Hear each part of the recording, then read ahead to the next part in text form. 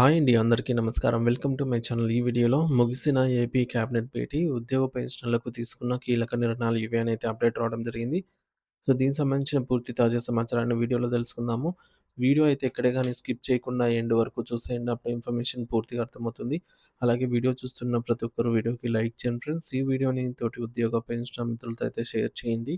కొత్తగా మన ఛానల్ చూస్తున్నవారు ఇంకా ఎవరైనా సబ్స్క్రైబ్ చేసుకోకుంటే వెంటనే మన ఛానల్‌ని అయితే సబ్స్క్రైబ్ చేసుకోండి. సో, దీని ద్వారా నేను చేసే లేటెస్ట్ వీడియోస్ అన్నీ మీ వరకు రీచ్ అవుతాయి.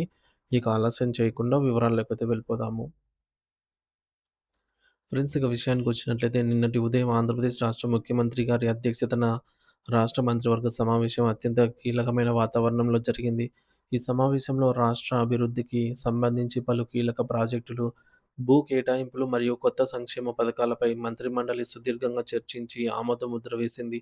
అయితే రాష్ట్ర ప్రభుత్వ ఉద్యోగులు మరియు లక్షలాది మంది పెన్షనర్లు ఎంతో ఆశగా ఎదురుచూస్తున్న 12వ పీఆర్సీ ఏర్పాటు లేదా మధ్యంతర భృతి ఐఆర్ అంశం కనీసం చర్చ ఎ ఎజెండాలో కూడా లేకపోవడం అందరినీ తీవ్ర నిరాశకే గురిచేసింది. వేతన సవరణ కోసం కమిటీని వేస్తారని భావించిన ఉద్యోగ వర్గాలకు ఈ పరిణామం కొంత నిరుత్సాహాన్ని కలిగించినప్పటికీ, ఇతర పరిపాలనాపరమైన విషయాలకు, నిర్ణయాలకు ఈ భేటీలో ప్రాధాన్యత లభించింది. మరోవైపు ముఖ్యమైన సమాచారం ఏమిటంటే, రాష్ట్ర విద్యాశాఖ మంత్రి గారు ఈ నెల 30వ తేదీన కాకినాడ జిల్లాలో అధికారికంగా పర్యటించే అవకాశం ఉంది. విద్యారంగానికి సంబంధించి ఈ పర్యటన ఎంతో ప్రాముఖ్యత సంతరించుకుంది. ఈ పర్యటనలో భాగంగా ఆయన స్థానిక ప్రభుత్వ పాఠశాలను సందర్శించి, అక్కడ అమలవుతున్నటువంటి విద్యా పథకాలను మరియు మౌలిక సదుపాయాలను స్వయంగా పర్యవేక్షించవచ్చు. విద్యాశాఖకు సంబంధించిన పెండింగ్ సమస్యలపై అధికారులతో సమీక్షా సమావేశం నిర్వహించి, రాబోయే విద్యా సంవత్సరానికి తీసుకోవాల్సిన జాగ్రత్తలపై దిశానిర్దేశం చేసే అవకాశం ఉంది. ఇది జిల్లా విద్యా వ్యవస్థలో కొత్త మార్పులకు శ్రీకారం చుట్టవచ్చు. రాష్ట్రంలోని గురుకుల పాఠశాలల్లో నాణ్యమైన విద్య మరియు వసతి లభిస్తూ ఉండటంతో, రాబోయే విద్యా సంవత్సరంలో ప్రవేశాలు పొందేందుకు విద్యార్థులు మరియు తల్లిదండ్రులు విపరీతమైన ఆసక్తిని కనబరుస్తున్నారు. ఈ క్రమంలో దరఖాస్తులు సమర్పించడానికి విద్యార్థులకు మరింత సమయం కావాలన్న విన్నపాలను మన్నిస్తూ గురుకుల విద్యా సంస్థల సొసైటీ దరఖాస్తును గడువును ఫిబ్రవరి 19వ తేదీ వరకు పొడిగించింది. తమ పిల్లలను ఉత్తమ విద్యా ప్రమాణాలు కలిగిన గురుకులాల్లో చేర్పించాలనుకునే వారు ఈ అవకాశాన్ని సద్వినియోగం చేసుకోవాలి. ఆన్‌లైన్ ద్వారా దరఖాస్తు చేసుకునే ప్రక్రియను ఫిబ్రవరి 19 లోపు పూర్తి చేస్తేనే ప్రవేశ పరీక్షకు హాజరయ్యే వీలుంటుందని అధికారులు స్పష్టం చేశారు. ఇక విద్యాశాఖకు సంబంధించిన మరో కీలక అప్డేట్ ఏంటంటే, ఇంటర్మీడియేట్ ప్రాక్టికల్ పరీక్షల ప్రక్రియ రాష్ట్ర వ్యాప్తంగా ఇప్పటికే ప్రారంభమైంది. ప్రస్తుతం వొకేషనల్ కోర్సులలో చదువుతున్న విద్యార్థులకు ఈ ప్రయోగ పరీక్షలు జరుగుతుండగా, జనరల్ స్ట్రీమ్ విద్యార్థులకు ఫిబ్రవరి 1వ తేదీ నుండి ప్రాక్టికల్స్ మొదలు కానున్నాయి.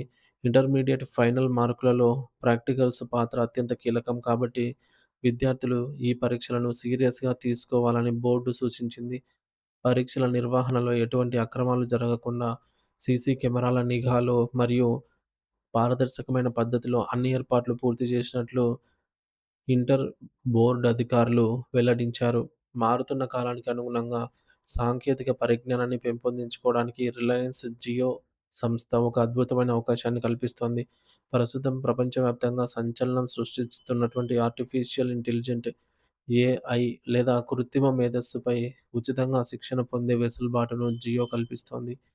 ఈ ఉచిత శిక్షణను అటు ఉపాధ్యాయులు తమ బోధనా నైపుణ్యాలను మెరుగుపరుచుకోవడానికి, ఇటు విద్యార్థులు తమ కెరీర్‌ను ఉన్నతంగా తీర్చిదిద్దుకోవడానికి ఎంతో ఉపయోగకరంగా ఉంటుంది. భవిష్యత్తులో ఉద్యోగ అవకాశాలన్నీ కూడా ఏఐ టెక్నాలజీతోనే ముడిపడి ఉంటాయి కాబట్టి, ఈ డిజిటల్ అవకాశాన్ని ఉపాధ్యాయులు మరియు విద్యార్థులు ఖచ్చితంగా ఉపయోగించుకోవాలని విద్యారంగం నిపుణులు సూచిస్తున్నారు. నిరుద్యోగ అభ్యర్థులకు సంబంధించి ఒక భారీ అప్డేట్ ఏమిటంటే, 2023 సంవత్సరానికి సంబంధించిన గ్రూప్ 2 సర్వీసుల తుది ఎంపిక జాబితాను Andhra Pradesh public service commission APPSC తాజాగా విడుదల చేసింది. సుదీర్ఘ నిరీక్షణ తర్వాత మెరిట్ ప్రాతిపదికన మరియు రిజర్వేషన్ నిబంధనల ప్రకారం ఎంపికైన అభ్యర్థుల వివరాలను అధికారిక వెబ్‌సైట్‌లో పొందుపరిచారు. ఎంతో కష్టపడి పరీక్షలు రాసి సర్టిఫికేట్ వెరిఫికేషన్ పూర్తి చేసుకున్న అభ్యర్థులు తమ ఫలితాలను వెంటనే వెబ్‌సైట్ ద్వారా చెక్ చేసుకోవచ్చు. ఎంపికైన వారు త్వరలోనే రాష్ట్ర ప్రభుత్వంలోని వివిధ శాఖల్లో కీలకమైన బాధ్యతలు చేపట్టనున్నారు. ఇది వారి జీవితంలో ఒక గొప్ప విజయంగా నిలిచిపోతుంది. ప్రతి ఒక్కరూ తమ భవిష్యత్తు ప్రణాళికను ఈ అప్‌డేట్స్‌కు అనుగుణంగా సిద్ధం చేసుకోవాలని కోరుతున్నాము.